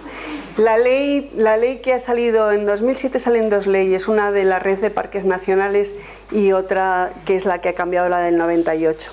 Bueno, hasta ahí bien, ya se empieza a pergeñar alguna cosa, pero la que se está fraguando ahora, el anteproyecto de ley que el gobierno está fraguando de parques nacionales, vamos, de protección de la naturaleza del Estado, es una ley que mete ya una cosa nueva que hasta ahora no teníamos, y es que puede entrar inversión privada a mantener los parques nacionales. Peor. Esto es algo que tenemos que estar muy atentos, de verdad, muy atentos, muy atentos. Pero ese está en el anteproyecto. A mí eso sí que cuando lo vi dije, madre mía. Y es verdad, fijaros que es curioso, porque claro, luego tú te remontas y dices, a ver, ¿de dónde ha salido esto? Y es curioso, ¿no? Yo di una conferencia hace unos años en La Granja sobre prácticas, buenas prácticas en general, ¿no? Y paisaje. Y me encontré con una cosa muy interesante que habían hecho en Barcelona, que era la custodia del territorio. Y en la que se proponía ya que los privados tenían que estar muy involucrados. Y era verdad, y funcionó, porque yo me fui a ver cosas ahí a Menorca y estaba funcionando la protección de Menorca, pues involucrando a todos aquellos pequeños campesinos que tienen o ganaderos, que tienen su finquita y que están involucrados. Pero claro, cuando se habla de pequeños, que se les puede, en sitios pequeños, esto pues puede funcionar. Pero cuando eso se deja así, en anteproyecto de una ley general, con unas fincas tremendas como las que tenemos en Madrid, porque en la Sierra de Madrid hay varias fincas privadas grandes, intereses muy importantes. Dejar eso que en esencia era una buena idea, metido así, a que cada uno luego lo interprete en su comunidad autónoma, porque la gestión las llevan las comunidades autónomas, a mí me parece muy peligroso, pero muy peligroso. Y está ahí. Así que, en fin, sí. ¿Las leyes que protegen los parques nacionales es igual en todos los parques nacionales o cada comunidad autónoma tiene el suyo? No, hay una ley que es del Estado. Hay una ley del Estado, como la ley de suelo, como la ley, hay una ley general para todas partes, que marca una serie de pautas. Por ejemplo, marca esta. Si no la hubiera marcado, no estaría nadie contemplando esa posibilidad. Pero si aparece en esa ley, ya cada comunidad autónoma que gestiona, que esa salió en el 2007, que no la podía gestionar el Estado, sino que era cada comunidad autónoma, su trozo de parque. Por ejemplo, aquí, pues una y otra, su trozo de parque. Entonces, cada una va a gestionar, pero de acuerdo con esa ley. Las dos, la de la red de parques nacionales y la general de... A veces se contraponen y se contradicen. Bueno, contraponerse no se pueden contraponer. O sea, lo que pasa es que hay una apertura, pues como la ley del suelo. La ley del suelo dice que todo el suelo es urbanizable, pues cada comunidad autónoma podrá ponerlo o no. Pero si la ley general lo dice, yo lo puedo hacer si quiero. Pues con esto lo mismo. A lo mejor hay una comunidad autónoma que dice, no, yo no admito un dinero privado porque eso me lleva a estar atado. Pero puede ser que otra comunidad autónoma diga, yo sí, yo me financio con dinero privado, toda la protección de mi naturaleza se financia con dinero privado. Una pasada. Esto es muy serio, muy serio. O sea que efectivamente no hay presupuesto. Hay muy poco presupuesto, pero sí se abre una ventana peligrosa. ¿Y el poco presupuesto que hay en que se está empleando? Bueno, pues ahora el PRUG es el que tiene que decidir cómo se emplea. Ahora es el PRUG. Ahora han salido, lo último que ha salido es que ya hay patronato, o que ya hay un patronato, creo que es. Ya han salido, ya sabemos quién va a ser el director del parque, que le toca a un ingeniero forestal madrileño, que es el que ha hecho todos los planes de ordenación de montes. El plan de forestación es el que lo está haciendo desde hace años y ese va a ser el primer director, porque luego son 2 codirectores, está también el de Segovia y se tienen que alternar. Entonces ya ha salido el director del parque, ya sabemos quién es y se está formando el patronato, se está formando la junta y luego tendrán que elaborar la ley del PRUG, el plan del PRUG, que es el que decidirá dónde va el dinero que haya. El PRUG es el que decide ya todo. Entonces la Universidad Autónoma... No, la universidad solo hizo la parte científica. Y con el disgusto que nuestro jefe casi se muere, porque claro, de todo lo que se hizo el pobre luego no vio ahí... Las universidades hacen el estudio científico del POR y luego los políticos, ya lo veis, reforman completamente. O sea, tú dices unas zonas de protección y ellos te montan otras, sobre la marcha. Punto. Pilar, sí. Nos has dicho que la zona de Peñalara se compró por la Comunidad de Madrid. Sí, Valcotos. ¿De qué orden de magnitud de dinero estamos hablando? Pues no me acuerdo ahora, pero está en varios sitios. Yo si queréis... Ahora millones, 1.000 millones. Era mucho dinero. No me acuerdo, la verdad. Te puedo hablar de millones, me da igual, porque ahora mismo no sé cuánto es. Sí. Los millones, además, para mí quedarme con ellos me resulta muy complicado. Sé que fue mucho dinero y sé que se ha gastado mucho dinero en la recuperación. Lo que pasa es que ha sido una cosa que verdaderamente ha merecido la pena. Sí. Ahora yo creo que la Comunidad de Madrid, por ejemplo, el Pinar de los Belgas está en venta. Está en venta. Ya ha habido negociaciones para ver si la Comunidad de Madrid lo compra, porque tiene derecho de tanteo y retracto, claro, una zona de parque tiene derecho. Parece que no han llegado a un acuerdo, claro, en esta época de crisis y con las ganas de parque que tenemos, pues no. Pero a mí esa es otra cosa que me parece muy peligrosa, porque ya tenemos otra experiencia. Toda la finca de Valdemaqueda, que era la finca del duque de Medinaceli, que luego compró la Unión Resinera, esa finca se vendió al Banco de Santander. Era un espacio abierto de bosque que todo el mundo utilizaba y aquello funcionaba muy bien. El Banco de Santander lo dividió en trozos, eran 4.000 hectáreas, lo dividió en trozos, lo ha vendido a cada uno por aquí y por allá, lo han cerrado, coto de caza, si había nido de buitre negro, pues como si lo había blanco, y con muchos problemas, Y los belgas pues pueden tener este mismo resultado. Claro, la finca, los propietarios no les van a dejar sacar madera, además ahora no se vende madera, tienen problemas, pues al final miran pues al ruso de turno o chino de turno que venga. Ahora mismo, digamos, lo de la...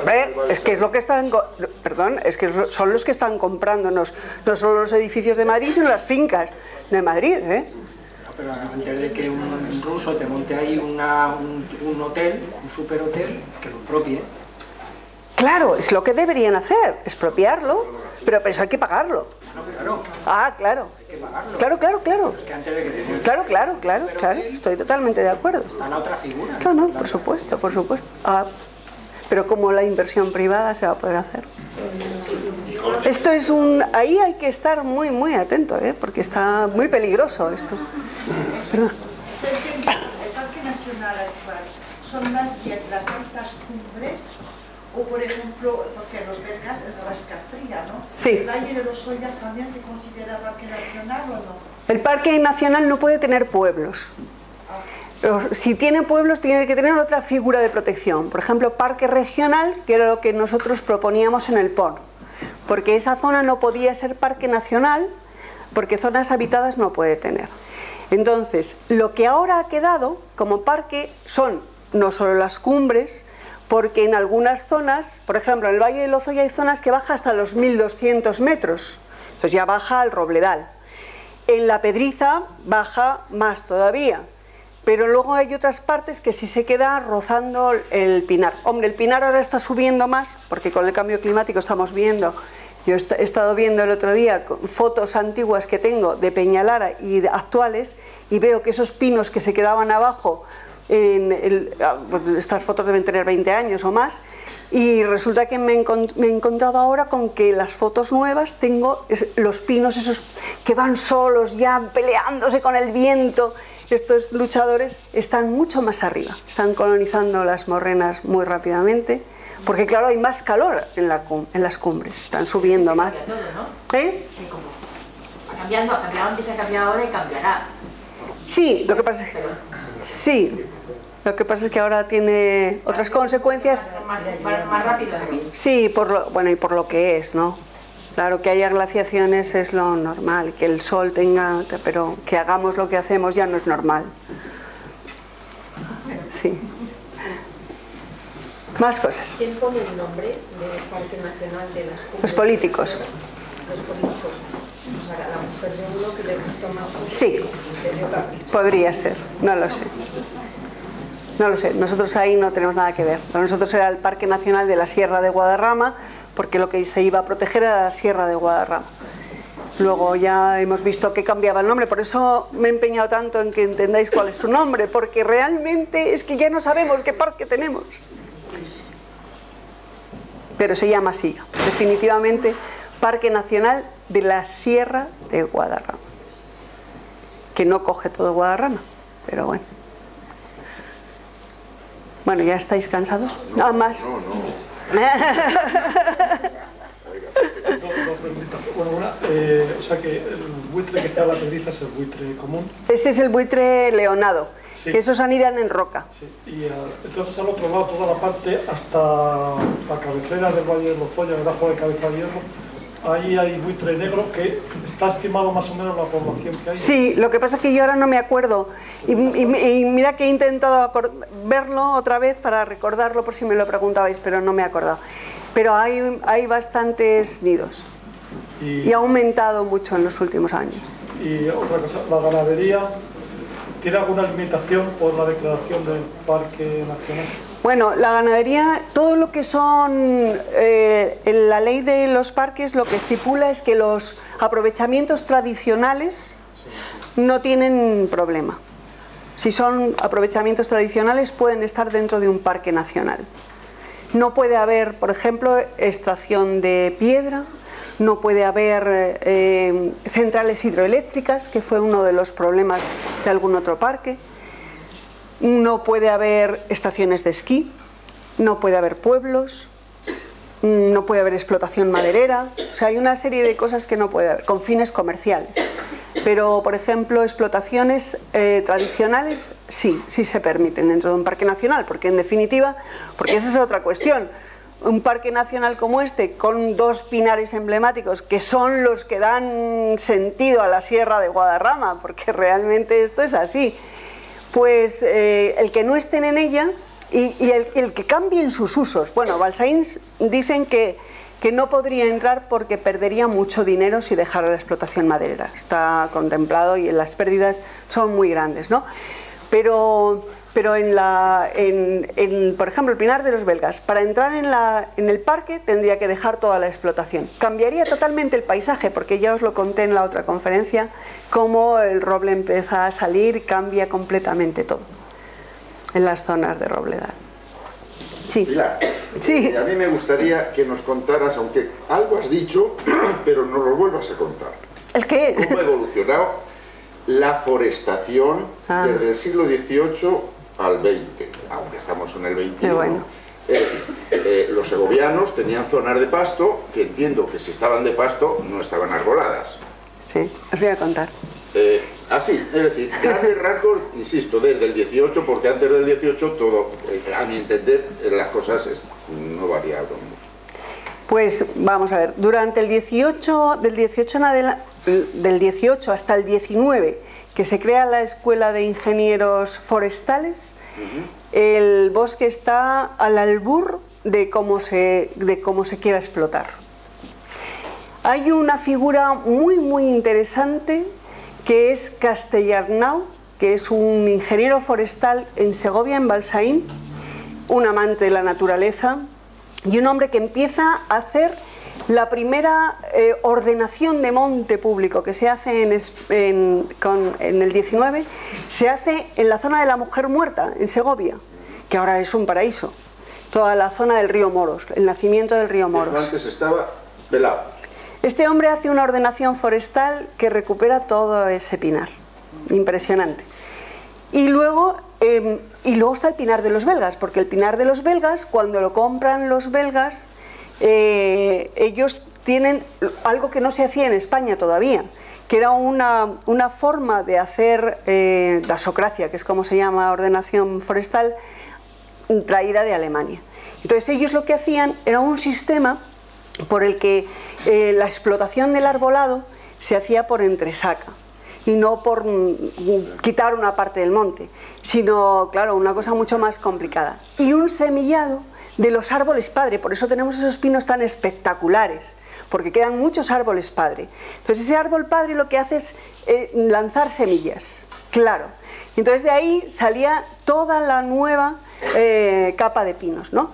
Entonces lo que hacen, ellos, de hecho se encuentran, yo se lo contaba ayer en clase, que el pinar de los belgas cuando compran el pinar, que lo compran a través de un hombre de paja, compran un pinar que ni tiene la extensión que les han vendido, ni tiene la cantidad de pinos que les han vendido. O sea, le estimaron un poco, de hecho. Pero ellos lo ponen en marcha y un pinar que efectivamente tenía mucho ganado, ellos van comprando derechos de ganado a Segovia, les quedan pastos, pero han comprado muchos.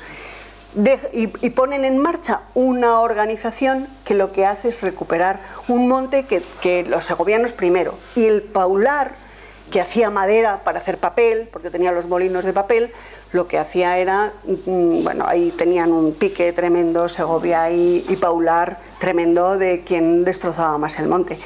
Y los belgas consiguen hacer un monte muy bien hecho, muy bien ordenado, bueno, es un pinar magnífico, no sé si lo conocéis, pero es un pinar magnífico. Y con Balsaín, cuando Castellernau sigue poniendo en práctica toda la manera de hacer ya nueva, pues desde luego consigue recuperar también el pinar de Balsaín, porque con los reyes lo tenía muy, muy destrozado también. Ahí hemos ganado mucho. Los pinares que tenemos ahora son unos pinares magníficos. El pinar de la Barranca, si habéis estado por Cercedilla, todos estos pinares, ahí no quedaba un árbol, eso estaba, ahí hay unas fotos maravillosas que yo no os las he puesto porque ya no me daba para más, porque digo, es que algo tengo que quitar, ¿no? Pero hay unas fotos de los ingenieros forestales sembrando pinos, vamos, los ingenieros, de los trabajadores sembrando pinos, porque estaba totalmente deforestado. Navacerrada, y Cercedilla. Bueno, Canencia es el primer pinar que se repuebla a principios del 20. Es un pinar que se repuebla para sujetar las vertientes por un sistema hidrológico forestal, no para producir, sino para sujetar vertientes, para que no se erosione, porque aquello estaba que se venía abajo todo al arroyo del valle, ¿no? Iba una erosión brutal. Entonces, bueno, ahí se ha ganado muchísimo. Sí, los pinares... ¿El original era Pinus silvestris? Sí. ¿Cómo actualmente? Sí, bueno, eso es una cosa interesantísima que también me he enterado ahora leyendo lo del POR, y es que se están haciendo todos los análisis de polen y se ha encontrado mucho más polen de pino silvestre del que hay ahora, y en zonas donde no hay ahora, y de haya donde no hay ahora. Sí, sí, y entonces ellos hablan, por eso... hay una polémica ahí interesante con Rivas Martínez, que hablaba de los pisos de vegetación, Bueno, pues ahora hay otra versión y hablan de que hay una serie de pinares mucho más bajos, desde los 1200 metros o desde más abajo en algunas zonas, porque se ha encontrado, y bueno, y los yacimientos arqueológicos desde luego hablan de pólenes de pino silvestre desde... Lo que pasa es que hace 8.000 años, 10.000, 12.000, las cosas eran diferentes. Claro, eso es lo que yo les contaba ayer en clase. Que es normal que hubiera pinos entonces, porque acababa de ir el hielo y estaba empezando la vegetación a crecer, y que luego ya se ha generado un suelo que ha permitido al roble crecer en zonas de pino. Pero vamos, sí, ellos desde luego han encontrado pólenes de pino, de abedul también, en más sitios, de haya donde no hay ahora. Sí, es muy interesante esto que están haciendo. ¿Está en Pinilla los restos? Sí, en Pinilla del Valle, que han encontrado 3 zonas de restos con neandertales, ahora están ahí. Interesante. Muy interesante. Muy interesante, muchísimo. Sí, sí, han encontrado el diente de la niña esta de 2 años, ahora quieren encontrar un cráneo, porque claro, necesitan un cráneo. Para que eso tenga... Pero es una cosa muy interesante además, porque fijaros que donde se ha encontrado esto es en la única zona de calizas del Valle del Lozoya. Claro. Claro, claro, no va a estar en los granitos, es una cueva. Entonces hay poquitas, pero ahí estaban ellos. Sí, muy, muy interesante.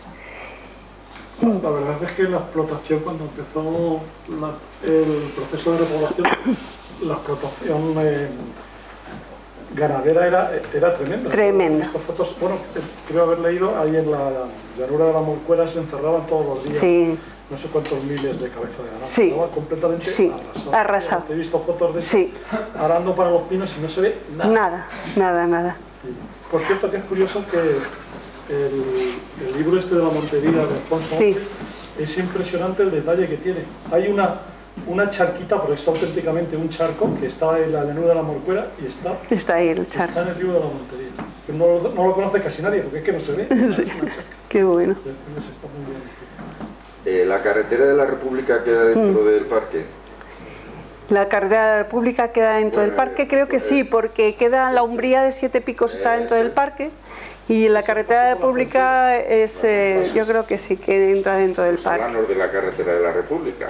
¿Qué queréis que os cuente? No sé mucho más que la hicieron en la época de la República. No sé mucho más. Nada, es que está bien. Ellos querían que les cuente todo. ¿Peñalara era un antiguo volcán o...? ¿Cómo? ¿Peñalara es un antiguo volcán o un circo glaciar? Bueno, Peñalara, a ver, volcán no. Aquí en Madrid volcanes no tenemos. Algunos lo parecen y algunos dicen que lo son. Por ejemplo, el Cerro de San Pedro, que parece un volcán, pero no lo es. No, la Peñalara es gneiss, es un material metamórfico y lo que tiene alrededor en algunos sitios es granito. Hombre, el granito es magma, sale del interior de la Tierra, pero no sale tipo volcánico, sale lentamente, va enfriándose en la cámara, etc. Bueno, yo me da vergüenza hablar de geología con un especialista aquí, pero la cuestión es que volcán no tenemos. Y luego, sobre esa estructura, sobre la tectónica que ha levantado esa cordillera, esa montaña, concretamente Peñalara, lo que hay es una erosión producida por ríos y producida por hielo. Y ese hielo lo que ha hecho ha sido generar unos nichos, unos cuencos glaciares donde se acumulaba la nieve en un sitio bastante extraño, porque si os fijáis está en la cara sur, que en realidad no es la sur, es la cara este, porque el norte lo tenemos justo ahí.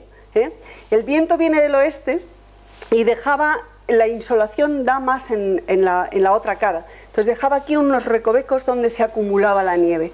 Esa nieve se ha mantenido en varios periodos glaciares durante todo el tiempo, invierno, verano, etcétera, vamos, sin verano, todo el tiempo, y ahí se almacenaba espesores de unos 300 metros de nieve que tenían una pequeña lengua, no ha bajado como la lengua de los Alpes o de los Pirineos, pero sí una pequeña lengua con unos resaltes rocosos o la propia morrena haciendo un arco que hacía que esa excavación dejara un agujero, que es lo que son las lagunas glaciares ahora. Entonces, toda la erosión del hielo lo que ha hecho ha sido, o sea, la acumulación de hielo durante el Pleistoceno lo que ha hecho ha sido almacenar ahí toda esa cantidad de hielo que al moverse iba arrancando material y lo iba transportando por los lados, que son las morrenas laterales, en el frente, que son las morrenas frontales, y por debajo, que son las morrenas de fondo. Todo ese material que arrancaba y que arrastraba es lo que ahora se ha quedado, son los restos, porque al retirarse el hielo se ha quedado lo que transportaba. Y eso es lo que vemos ahora, lo que han estudiado desde Obermayr y lo que ahora sabemos nos da todas las pistas de cómo ha estado el hielo, por dónde ha pasado, qué ha dejado, todo, claro. O sea, es una lectura de todo esto, ¿no? ¿Y se considera la laguna de Peñalara una laguna glaciar? Hombre, claro. No es que se considere, está claro. Y las otras, todas las lagunas que hay un montón. La de los pájaros, las 5 lagunas, el operante, un montón hay. No sé por qué tengo la idea de que había oído decir que la laguna de Peñalara se comunicaba con la laguna de Gredos. ¿Tiene alguna...? No. Nada. Vale. Están... Esos son lagunas kársticas, pero aquí no, esos son lagunas en calizas. Las Torcas de Cuenca, puede que se comunique alguna. Dicen, puede ser. Aquí no, aquí no. El Pinar de la Pedriza, supongo que está fuera. Ay, la Pedriza. ¿Qué opinas sobre el Pinar de la Pedriza? ¿Qué opino? Pues que habría que invertirle mucho dinero. Una de las fotos que os he puesto, donde hay procesionaria y donde están los pinos destrozados, es en la Pedriza. Pues es un pinar que tiene poco tiempo, sí, es verdad, no, más de 50 años, es de mediados de los años 70 ese pinar. Pero ese pinar, cuando hicimos el POR, yo lo estuve trabajando precisamente ahí en los archivos de Soto, y ese pinar, ¿qué le ha pasado? Pues que se repobló, que se pusieron ahí en un suelo muy esquilmado, que si se hubiera puesto pino solo todavía, pues que se pusieron arizónicas para aburrir. Pero, bueno, no había suelo para otra cosa, dicen. La cuestión es que se puso mucho pino y luego hay que invertir dinero para entresacar. Y no hay presupuesto, porque ahí tampoco hay presupuesto. Yo veía los presupuestos de cada año y daba para quitar 2 pinos. Con lo cual, claro, el pinar, ¿qué pasa? Que está amontonado, no está en su sitio, porque ese no es un suelo de pinar. Ecológicamente, pues al final las procesionarias se ceban y los pinos se tuercen y los pinos se doblan y los pinos se caen y están todos rotos y están en un estado desastroso. Desastroso. Ahí habría que invertir. Sí, sí entra dentro. Ese sí entra. Toda la zona, porque daros cuenta que toda la zona del Hueco de San Blas y toda esta zona, esa es muy interesante desde el punto de la fauna, por ejemplo. ¿Qué ecosistema debería haber o qué bosque debería haber? Pues ahí hay una parte de encinario y de robledal. Y si las cabras, la cabra, sabéis que la cabra, este es otro problema ahora, ¿no? La cabra que introdujeron en el año 98, creo que, año 1900, ay, en los 90 fue, me parece, ¿verdad? Se introdujo la cabra hispánica ahí, se introdujeron, me parece que 30 cabras o algo así, que se han convertido desde entonces acá en 3.000 cabras. Pero ¿cómo no van a bajar? Si están que no tienen ni que comer. Están destrozando todo, los brotes de arce que salen, los brotes de encina, los brotes de roble, todo. Pero no es eso lo peor es que están cogiendo sarna, porque esas poblaciones ahí no caben, es que no caben, si es que no caben. Están cogiendo sarna, entonces ahí ha habido una movida muy gorda, porque había que diezmar, no había otro remedio. ¿Pero cómo se diezma? Bueno, pues la solución que han tomado es la de que haya cazadores que a rececho y con arco se puedan matar 1.500 cabras. Se tienen que quedar 1.500 nada más. Eso no está gustando nada, como podéis imaginaros. Pero hay que matar, hay que quitarlas, porque la muerte por sarna es terrible. Lo pasan fatal, fatal. Es muy horrorosa. Y ya tenemos la experiencia de Cabañeros y de otros sitios muy mal. Entonces ahí las decisiones son difíciles. Llevan varios años para tomar esta decisión, que se ha decidido ahora, y ya veremos a ver. Ahí precisamente en el Hueco de San Blas han hecho un refugio. Allí lo que pasa es que intentaron hacer...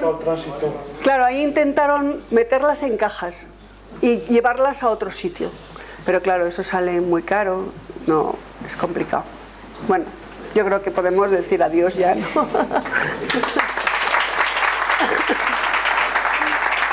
Gracias a vosotros, de